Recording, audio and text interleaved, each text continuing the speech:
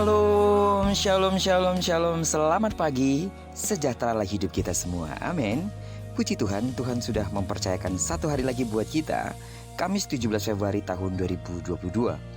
Kita percaya sebagaimana Tuhan sudah memelihara dan memberkati tidur malam kita, maka sepanjang hari ini kita juga yakin bahwa Tuhan juga pasti akan memberkati hidup kita. Baiklah, sebelum kita lebih jauh melakukan semua aktivitas hari ini, izinkan kembali Tuhan bicara melalui renungan kita dalam pembacaan Alkitab. Satu hari satu pasal dari pembacaan kitab 10 hari bersama kitab Ezra.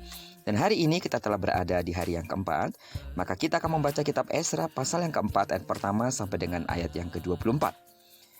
Judul perenungan kita hari ini, tetaplah siaga dan layani Tuhan.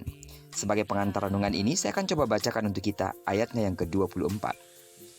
Pada waktu itu terhentilah pekerjaan membangun rumah Allah yang di Yerusalem dan tetap terhenti sampai tahun yang kedua zaman pemerintahan Darius, Raja Negeri Persia. Iblis tidak akan pernah tinggal diam. Dia tidak akan rela jika nama Tuhan dipermuliakan dan ditinggikan dalam dunia ini, secara khusus dalam areal di mana kita berada. Itu sebabnya pasti ada saja masalah yang timbul dan bahkan banyak kali ditimbulkan oleh orang yang menganggap dirinya anak Tuhan juga. Mereka dipakai untuk mengacaukan pelayanan dan pekerjaan Tuhan.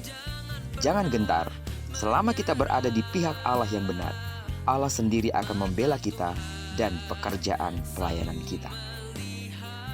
Dari bacaan kita hari ini, kita mendapati umat Tuhan yang telah mengalami pemulihan kadang-kadang terlampau besar sukacitanya sehingga mengira bahwa segala hambatan dan kesulitan telah berakhir semua. Ternyata tidak demikian. Justru mereka menghadapi yang sebaliknya. Ketika sedang akan memulai membangun bait suci, ada kelompok orang yang menawarkan diri untuk ikut bergabung dalam pembangunan bait suci itu. Namun Zerubabel dan kawan-kawannya menolak tawaran itu. Akibatnya, orang-orang itu menjadi marah dan mengganggu jalannya pembangunan. Memang dalam sejarah umat manusia, tidak pernah ada pekerjaan bagi Tuhan yang tidak diganggu oleh iblis. Perlawanan itu biasanya mulai dengan tipu daya yang halus, tetapi bila tidak berhasil lalu berubah menjadi secara terang-terangan, bahkan dengan menggunakan segala cara yang jahat. Demikian pula yang terjadi di masa itu. Musuh-musuh itu datang untuk merintangi pembangunan bait suci. Mereka berusaha menghalangi pekerjaan itu melalui 3 cara. Yang pertama, dengan cara membujuk orang Yahudi untuk bersekutu.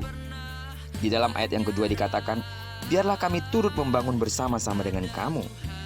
Merintangi secara terang-terangan dengan melemahkan semangat dan membuat orang Yahudi ketakutan. Dan yang ketiga, membuat surat pengaduan palsu. Mereka menyogok para penasihat untuk melawan orang-orang Yehuda itu. Akibatnya, pekerjaan mereka tertunda, bahkan terhenti dan umat jadi kurang berani. Sidang jemaat Tuhan yang saya kasih dalam nama Tuhan Yesus, selaku umat Tuhan, kita punya tugas dan tanggung jawab untuk melakukan pekerjaannya. Amin. Dan bila kita telah melakukannya dengan setia, kita harus tetap waspada terhadap segala kemungkinan, terutama untuk menghadapi keadaan dunia dewasa ini. Banyak ujian yang bisa saja menumbuhkan iman kita, namun bila tidak hati-hati akan menjadi pencobaan yang meruntuhkan iman juga. Karena itu kita harus berpegang teguh pada semboyan, tidak ada kompromi. Jangan takut dan tetaplah semangat melakukan pekerjaan Tuhan. Amin. Dan kadang-kadang ketika kita mulai gila-gilaan dengan pekerjaan Tuhan, ada saja masalah. Masalah yang timbul dari dalam diri kita sendiri, bahkan yang ditimbulkan oleh orang-orang terdekat dengan kita. Bisa suami, bisa istri, bisa anak, keluarga-keluarga yang justru dekat dengan kita. Bisa saja dengan tetangga kita. Bahkan ada orang-orang yang dalam gereja ribut satu dengan yang lain. Ada orang-orang yang menghasut. Sehingga benarlah iblis tidak suka jika kita sedang melakukan sesuatu bagi kemuliaan Tuhan. Namun jangan gentar, selama kita berada dalam pihak yang benar dan kita tahu kita melakukannya untuk Tuhan, Tuhan sendiri yang akan membela kita. Amin.